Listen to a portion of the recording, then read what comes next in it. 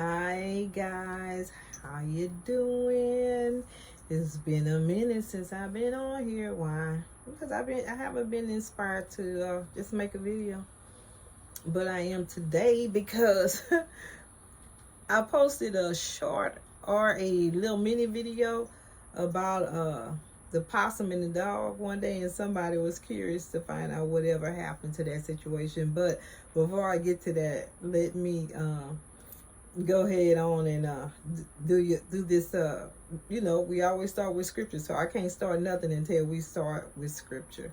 And so we're gonna go to Philippians 4:8, and it says, "Finally, brethren, whatsoever things are true, whatsoever things are honest, whatsoever things are just, whatsoever things are pure, whatsoever things are lovely, whatsoever things are of good report.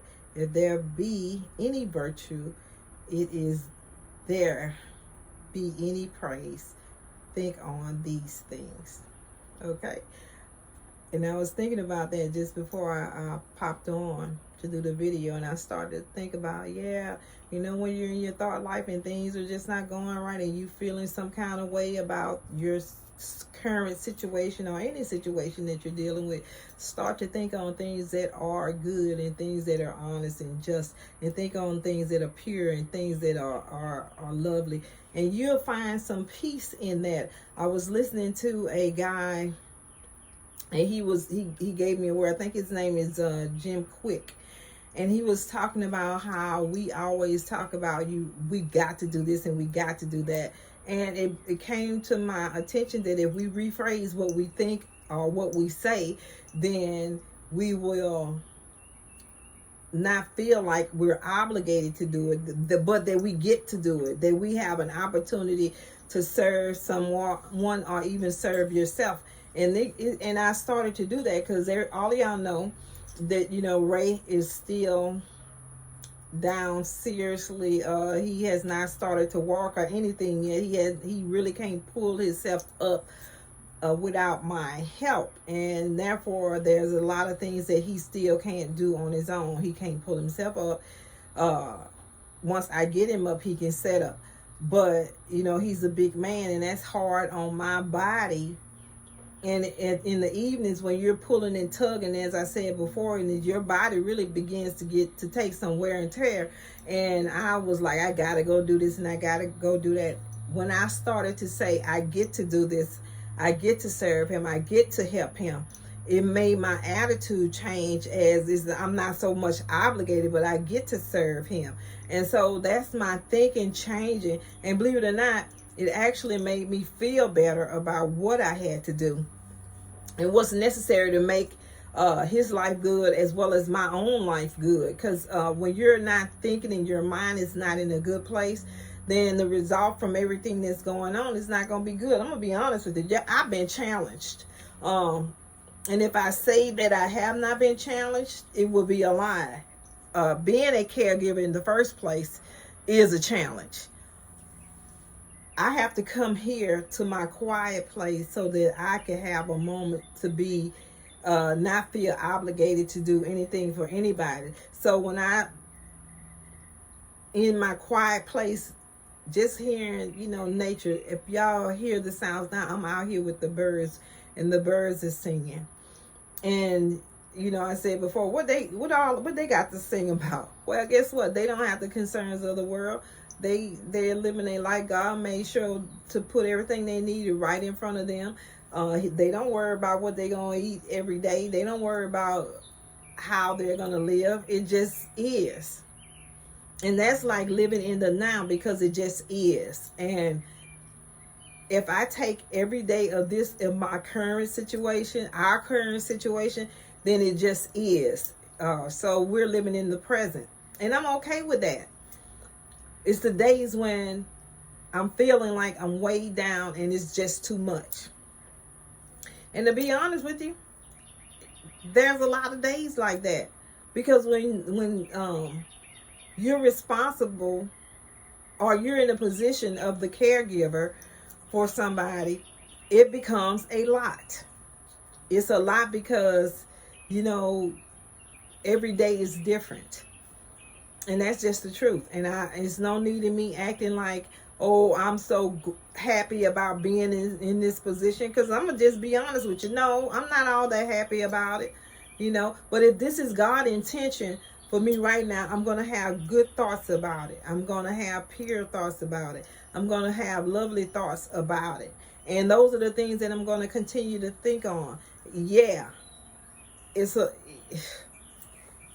Anybody who's been in this position will say that it's a hard position to be in.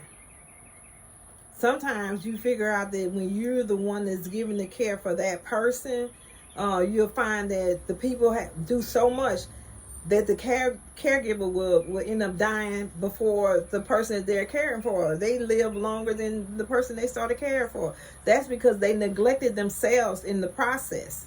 And this is what I do understand in this process, is that I have got to take care of me first.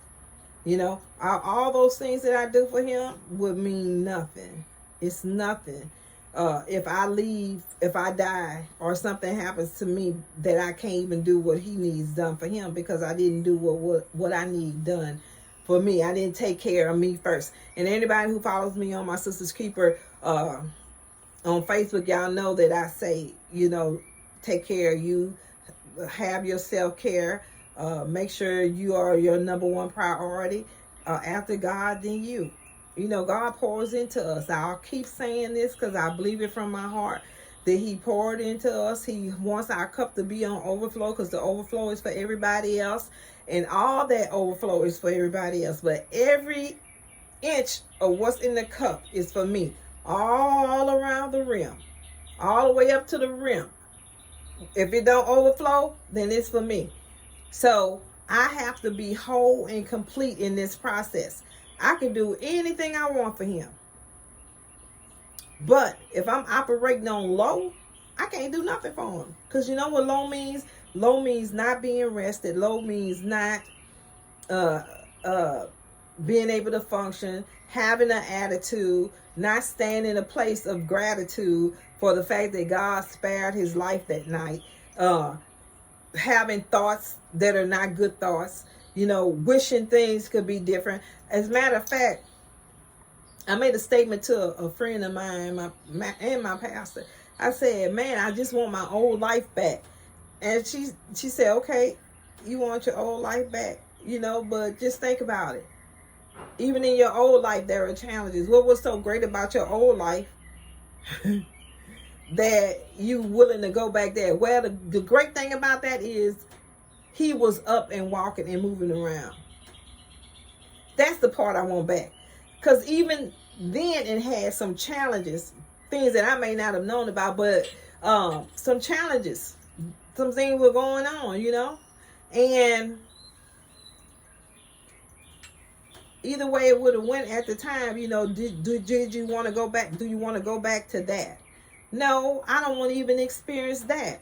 So when we wish for things, like we say, the good old days, and we don't appreciate the days that are improved and the days that are before us right now, at the end of the day, you wishing for something that you didn't even have anyway.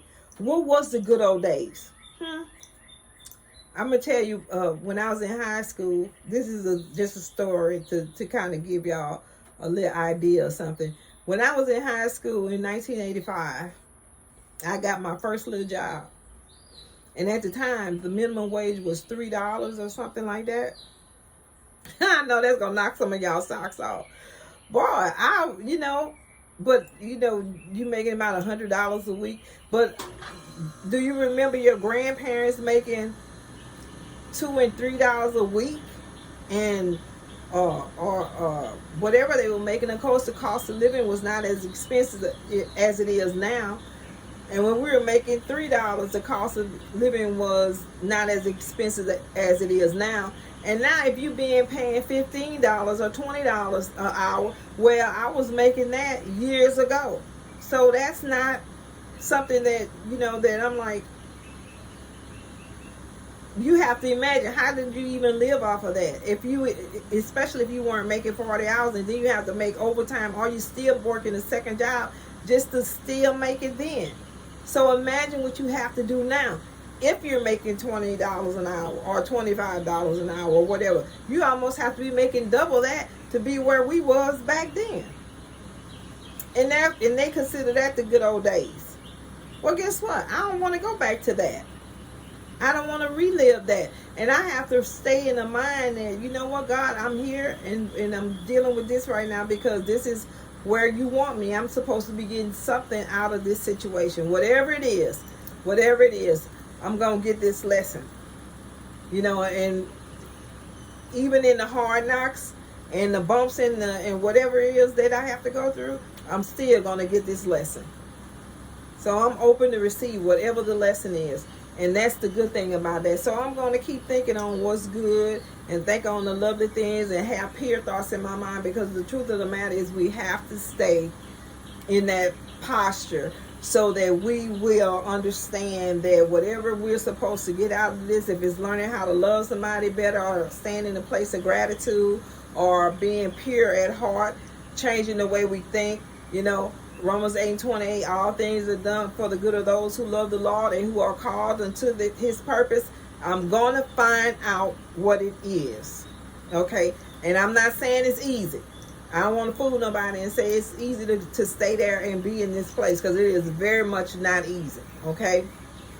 That's the deal for today. And as far as Ray goes, just so you guys know, like I said earlier, he's still not setting up on his own. He cannot walk yet. He's transferring better once he's up out of the bed. And I just think if we just continue to pray and he'll help him to refocus what's going on in his head, because sometimes it's just a head thing for us to believe, especially when you have part of your brain that's died. That whatever is going on, that the brain could help to transfer it to a different place to help him still work through whatever. And his eyesight is still not that good. So even if you guys call him sometime and he don't answer, for the people who do call, reach out to him. It's not because he can't he can't really see the phone screen, because he still don't have, his vision is really messed up right now. So that's some of the stuff that's going on with him. But I'm just going to ask that y'all keep believing and praying with me that he's going to improve and eventually get back on his feet and walk again.